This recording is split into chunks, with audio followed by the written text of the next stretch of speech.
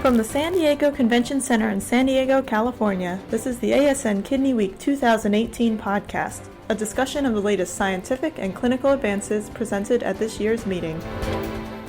Hello, I'm Mark Okusa, ASN President. I'm here with a few colleagues to discuss the events of the third day of Kidney Week. It's been a very busy week so far, so let's go ahead and get started. Maybe if you could begin by telling us who you are and where you're from and your area of interest, and then we can get started. Great. My name is Joel Topf. Most people know me better as Kidney Boy. I'm from Detroit, where I'm a clinical nephrologist and a nephrology educator. Hi, my name is Gretchen Brandt. I'm a nephrologist in Washington, D.C. with Kaiser Permanente and do clinical nephrology. Hi, I'm Alexis Sloan. I'm a molecular biologist from Miami, Florida, and I study the APOL1 variants. So great, we have a variety of individuals with different areas of interest and expertise. So that should cover the whole spectrum of activities at the ASN. So let's start by first opening this up, and what are your general thoughts about the meeting? So Kidney Week is my favorite week of the year. It's an awesome time to meet the people that you kind of had tangential contact with during the year and get caught up on the latest advances. I love walking through the poster sessions, and I think this Kidney Week has been as good as any of them in the past. Agree. Oh, definitely. Yeah, I mean, it's just gone from strength to strength. I've been now going to Kidney Week every year for 10 years, and just seeing the changes is amazing. The networking gets better and better, more opportunities every year from people from all sorts of areas of the ASN, so it's amazing. Alexis, you're a basic scientist, so can you tell me what your thoughts are in terms of the basic science content of the meeting? So we always would love to see more, obviously, because we feel like a lot of the therapeutics, the drugs that we're going to be able to find for you to take into your clinics are going to come from our basic science. And so we always want to see more, but it's just really wonderful to see the breadth of technology that we're seeing, because in the past 10 years we have seen so many new and exciting techniques, technologies, methodologies coming out, and now we're able to implement those, and we're starting to see benefits from those. So I think it gets better and better every year. But again, we're beggars at the banquet. We always want more. So I agree. We always could use more of clinical and research and education. Mm-hmm. So from the clinical standpoint, Gretchen, anything particularly catch your eye today? Well, I have to say the plenary sessions have all been so amazing, and today's was right up there. It was just fun. The diversity launch with Diversity and Inclusion Committee with Everybody Wins, the inclusion of everyone. I think one of the quotes that I took away this morning was learn from our differences to become better scientists, better clinicians, and of course the patient is always at the center of everything. So that was a good reminder, and I think the committee did a really nice job this morning on that. Yeah, I think one of the important messages is that we should always keep the patient at the center. And I was just at the STARS luncheon, and there are about 250 or so STARS and TREX members. These are residents, students, and fellows and postdocs. And the panel that led this discussion among the 250 some odd people were patients. They're from the AAKP, and they discussed their experience as being a patient, and the message was that we love all the science, we love all the clinical science, it's all there to benefit the patient. So it was a very strong message, and I think it was an important message to the trainees that were there. Joel, from the education standpoint, what are your thoughts? Well, today was a very exciting day because in the plenary session they announced the winners for the annual Innovations in Kidney Education contest. And I thought this year's winners were really diverse and each had their own strengths that I thought were outstanding. One of my favorites was NephSim, which is a kind of a case-based nephrology education. But the creators, Samira Farouk and her partner, I'm sorry, I can't remember. I think it's Rebecca, but I'm not positive about that.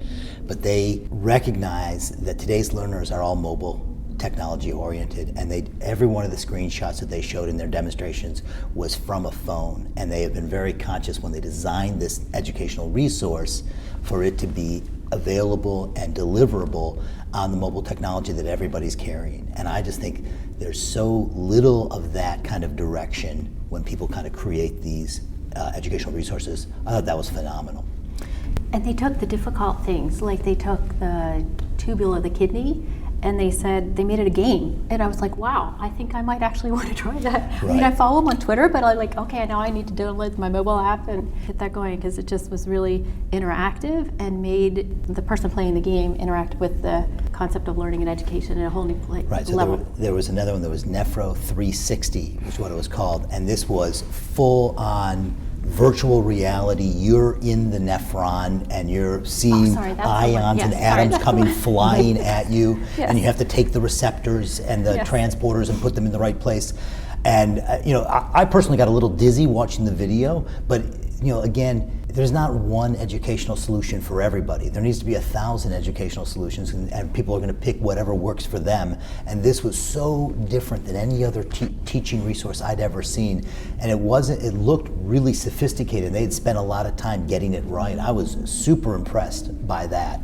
And then the last one was a Hemodialysis Access 101, which was a comprehensive website that goes through the science behind AV access and how to do a physical exam and how to take care of it.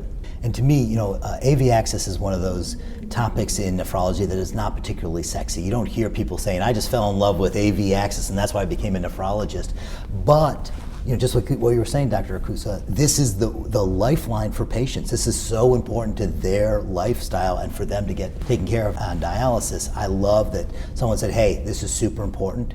And the fact that it's not the thing that usually brings people into the field makes it even more important to teach it, right? Because people might not be so self-motivated to teach it. Then let's put together a really good learning module. And I think it's doubly important because there's probably a lot of teaching centers that don't have a champion who's really knowledgeable and has deep love for AV access. So I thought that was a great. I think the awards committee did a wonderful job of picking the winners there. There's a great, diverse, creative solutions. It was very exciting. What I love about this meeting so far has been we talk a lot about innovation, and we talk about innovation in science, innovation in technology, but the innovation in education is just phenomenal. It is just truly awesome. The creativity that went behind the projects were second to none. So I think that innovation really spanned the whole spectrum of activities that ASN really wants to promote.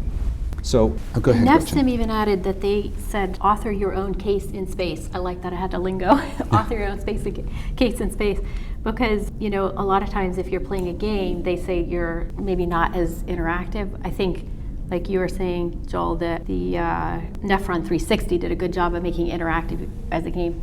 But the cool thing with the NEFSIM. It's a platform, right? It's a platform that you can build your own. That you can build your own, that you can participate, you can add your own case, you can do it remotely, but interact with global participants. And it's an increasingly global community that we have in nephrology, so that's really one way to bring all of us together. Right. The creators there are very involved in social media, and they're using that, just one of those principles of social media of crowdsourcing to help build their platform out. Yeah, that should be great. Speaking of social media, can you tell us more about how we could take advantage of this to really promote nephrology, promote education? Right, so Kidney Week is like, it's the biggest social media event on the calendar. If you take a look at the number of nephrologists that are participating in Twitter and on these conversations, it takes a dramatic spike during Kidney Week. And it's a time that really brings people into the nephrology social media community, because we're all having a common thing to talk about. We're all watching the same plenary session. We all want to comment on that. We like reading other people's comments. And so that community swells during that time. And usually it gets sustained after that. Like, it brings people in, and then people see what is happening there and they like it. And social media is a way for doctors that literally on our day-to-day basis, we actually work independently, right? I have partners, but I don't see them, right? I see my patients and I see nurses, but I don't see that many other doctors unless they're working with me as trainees. And social media is a time where I get to break through that barrier and talk and communicate and collaborate with other people, my nephrology peers, whether they're located across town or across the continent. And to me, it's a great way of bringing a community together, collaborating, and fighting burnout.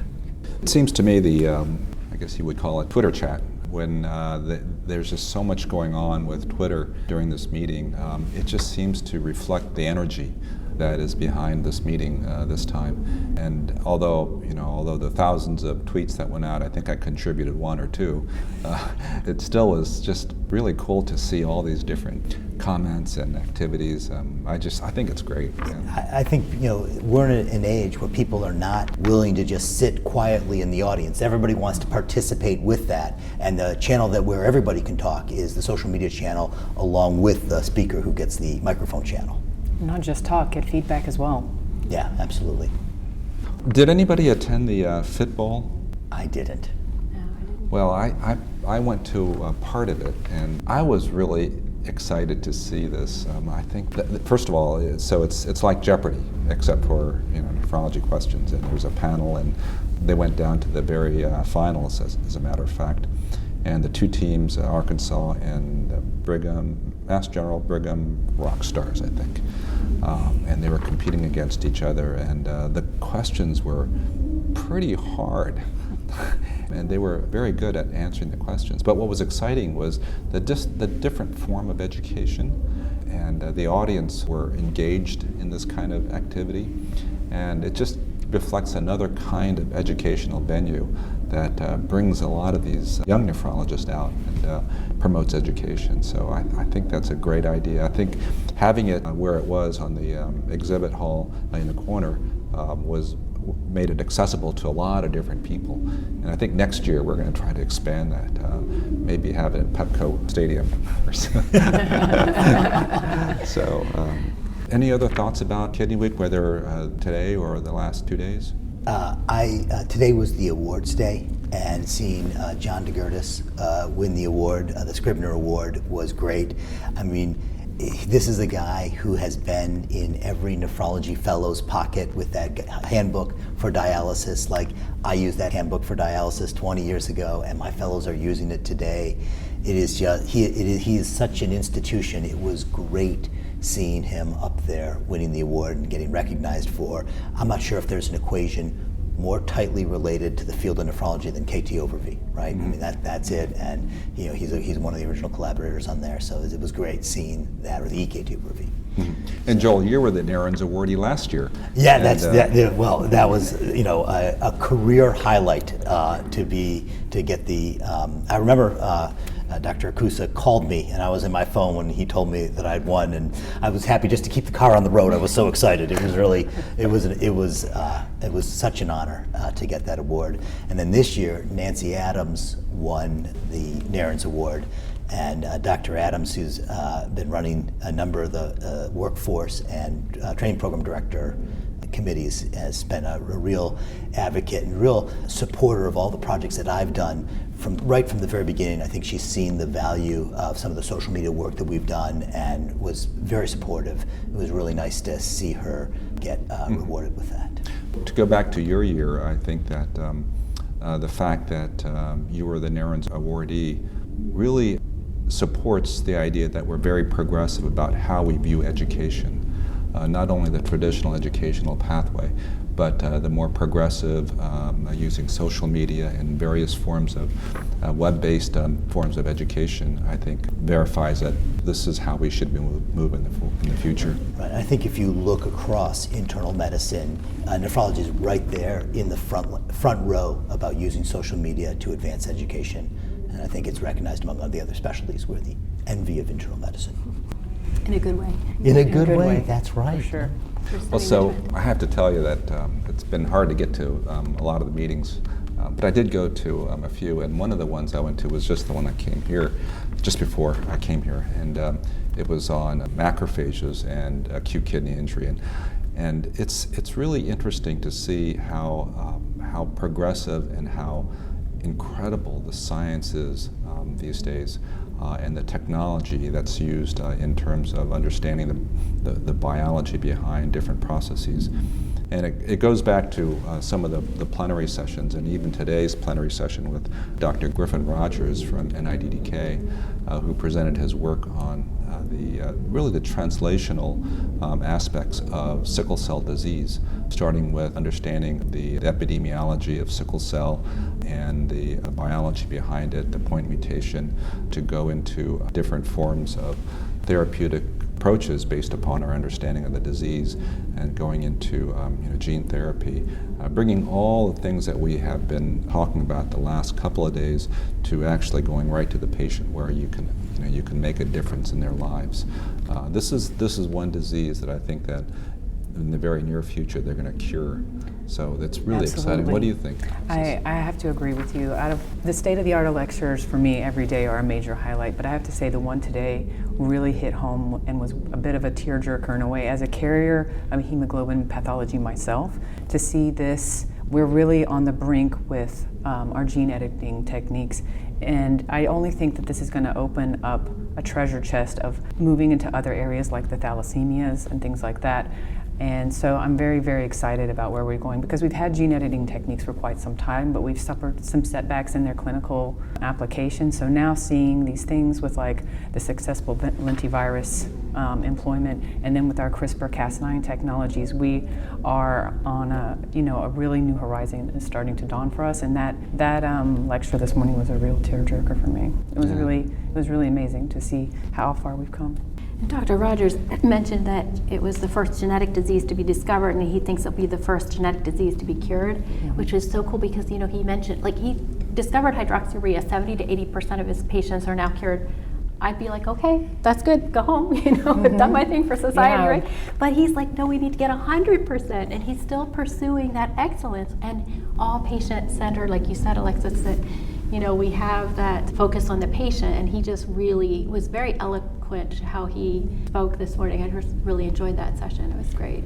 Yeah, it's encouraging because they're getting close, but when you look at the biology of sickle cell, and it's how simple it is, and then you look at the biology of ADPKD, and you're like, oh my God, it's 1,000, 1,000,000 times more complex, and we're getting close, but we still haven't tackled sickle cell. But we have a new drug.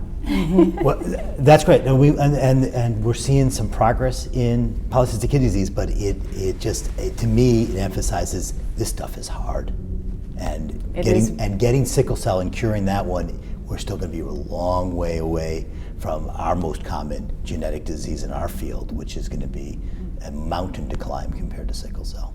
Yeah, but it's going to give people the tools to start climbing that mountain, because I think the people that are interested in the anemias of hemoglobin pathologies, the people who study Alport syndrome like myself, and the mutations that cause Alport syndrome, and APOL1, which I also study. So we're very excited about what those things are going to afford us. So in the future, obviously, with planning for the Kidney Week 2019, what would you like to see differently? More of the same. Keep growing all the social media and the just multiple avenues for learning and education. This is so fun to come live to Kidney Week, but you can't come every year. Maybe sometimes you have to cover back home. So it's great that there are multiple avenues for accessing what we do at the ASN, and just ability to, when you get here, to shake hands with your fellow colleague that you haven't seen for 20 years, and just to remember why you went into the field of nephrology, because it's a bunch of nerds like walking around talking about the kidney, and that's fun, for a couple of days.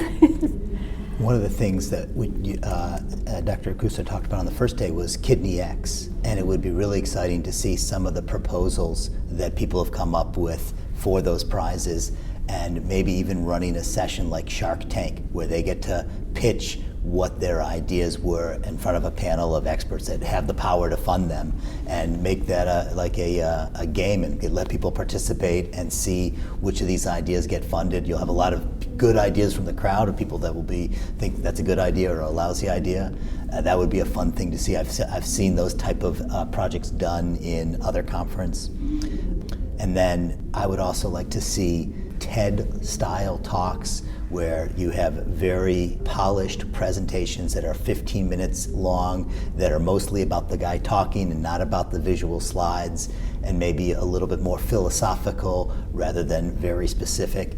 but a kind of a different flavor and a different pace than your traditional scientific talk. I think that would be very exciting for people to see. And then the other suggestion that someone suggested to me, they were at the late-breaking trials, and they said, well, why, instead of having a session of late-breaking trials in which gets counter-programmed against a lot of other there was things you just couldn't see, because I always want to go to the high-impact and late-breaking trials. What if you took 2 of those little sessions and put each one in a plenary session? And you did 2 each day, and then you could get 6 of those in right there. They'd get a bigger audience, and it wouldn't be counter-programmed against anything else. So I thought that was a good idea, and I figured this not be a bad place to. Well, I think it's a good time to hear about these things.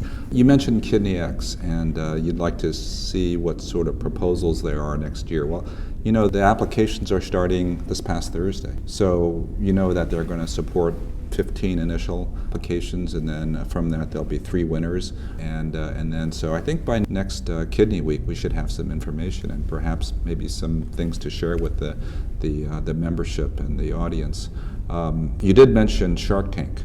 I think that's an interesting idea, but I think Shark Tank, I think that we can't use the term Shark Tank, but one suggestion that I heard a couple of days ago was Piranha Pond, and I think that would be maybe appropriate to use.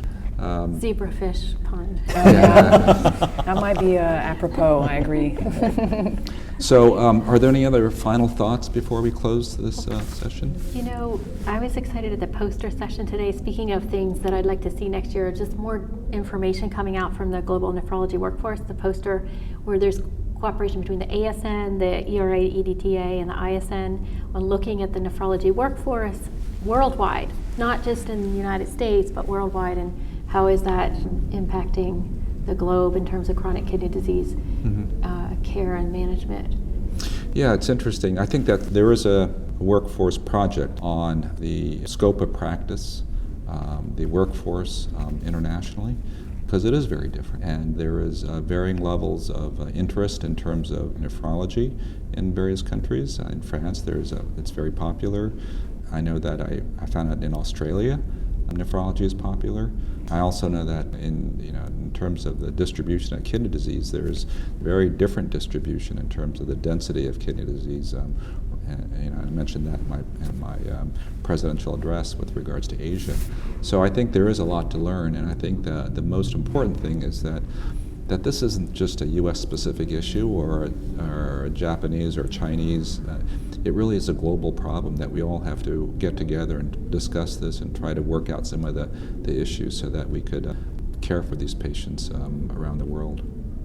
And then one of the sessions that I went to this afternoon, or this morning, was on dialysis in the elderly and how to talk to patients about these things. And I think Dr. Michael Germain had a nice session where he talked about the 4th option. So not just hemo or PD or transplant, but talk about conservative management options for our patients.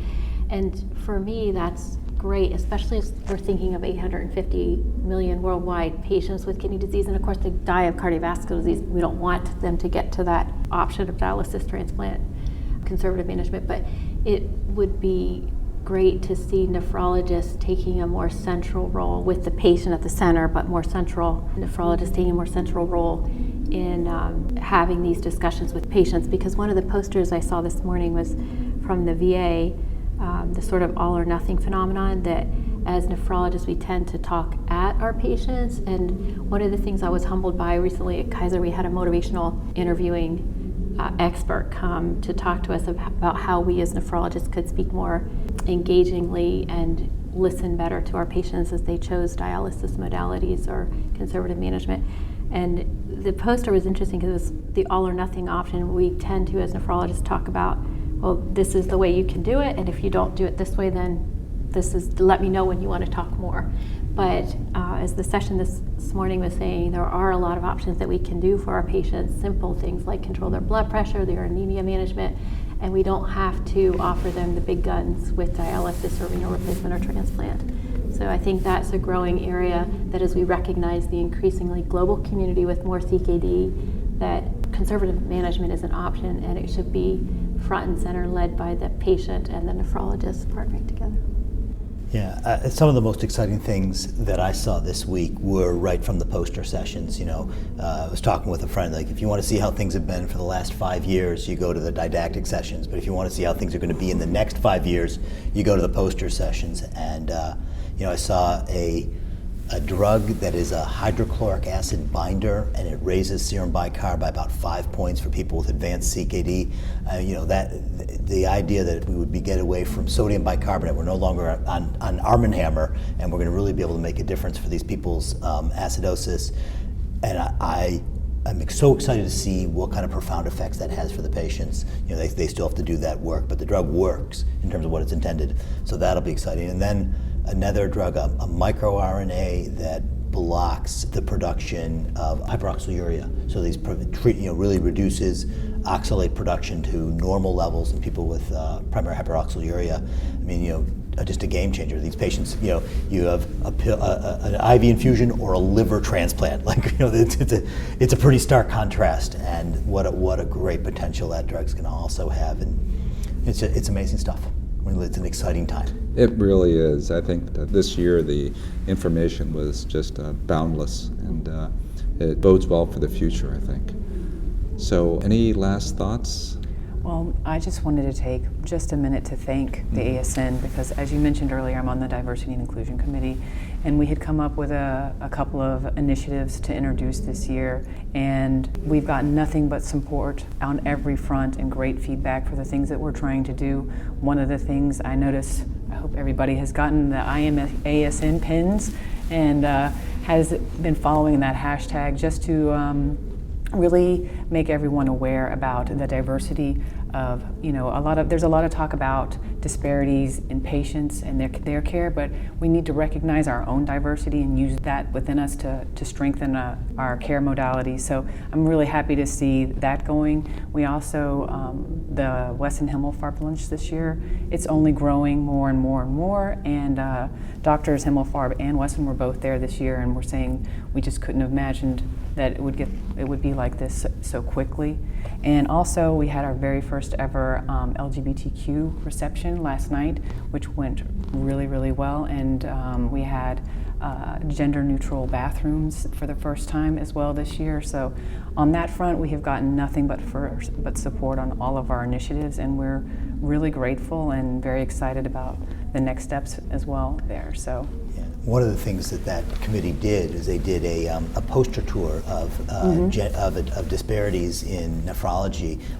Dr. Cruz led that poster tour, and I went to a couple of the same posters, and they were exceptional. Mm-hmm. And I think that's just a great way to highlight people that are studying the things that you guys are interested in, and bringing young trainees and Kidney Stars people to see that stuff and really demonstrate, hey, work is going on in nephrology, and it's getting highlighted by ASN picking their posters and then having a tour going to them. Yeah, and that's great. That Stars and Treks program, I can't cheerlead enough either, because I'm a graduate of that. I was the 2016 Treks at Mount Desert Island. So, and that, I'm going to steal a line from Mark Zidell, who runs it at Mount Desert Island. But he's like, in 10 years, I hope I see all of you guys running all the panels and running all of the committees and all these kind of things. And it's really exciting. You see these students, and as a PhD, getting to go and do the experiments that gave us the insights into renal physiology is really, really, with the people who did it, is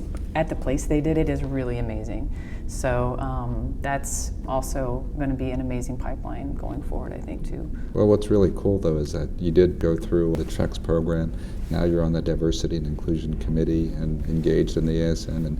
And this is what we like to do, is we like to seek out young people who are very exciting and energetic and really can add to nephrology. So. Well, I hope that happens. I mean, you see a lot of the Trek alumni coming back year after year, and it's really gratifying. It's this great dichotomy. You hear everybody else talking about, there's nobody who wants to go into nephrology, and you'd think coming to the national meeting it would be depressing and it wouldn't be dynamic, and it's just the opposite. It is completely vital and creative and innovative and exciting. It doesn't feel like there's a crisis. You know what I mean? It really doesn't. Well, the crisis is improving. We are moving in the right direction, I think. I think the innovation, the discovery, the diversity, everything we're doing, from TREX to STARS to diversity and inclusion to discovery, all these things. So it's a good time to be a nephrologist. I think we're really heading in the right direction. And I just want to echo, like Alexis said, this sentiment that I'm so grateful to have the opportunity to be on the publications committee and to remind folks that we are starting Kidney 360. Yay. That's launching in 2020. So please submit all of the diverse articles and cases and all the above. It's an open access, online only journal for the ASN. So it should be really fun. It's going to be a big hit, I think. And Absolutely. I'm looking forward to it. It'll So recruit thanks the for next what you're doing generation. with that. So on that note, thank you all for participating. Really appreciate it and hope you enjoy the rest of the meeting. Thank you. Dr. Thank Topf. you. Thank you. You have been listening to the ASN Kidney Week 2018 podcast. This podcast is copyrighted by the American Society of Nephrology, all rights reserved. All content in this podcast is for informational purposes only and is not intended to be medical advice. This podcast should not be used in a medical emergency or for the diagnosis or treatment of any medical condition. Please consult your doctor or other qualified healthcare provider if you have any questions about any medical condition or before taking any drug, changing your diet, or commencing or discontinuing any course of treatment. Thank you for listening to this podcast of the American Society of Nephrology.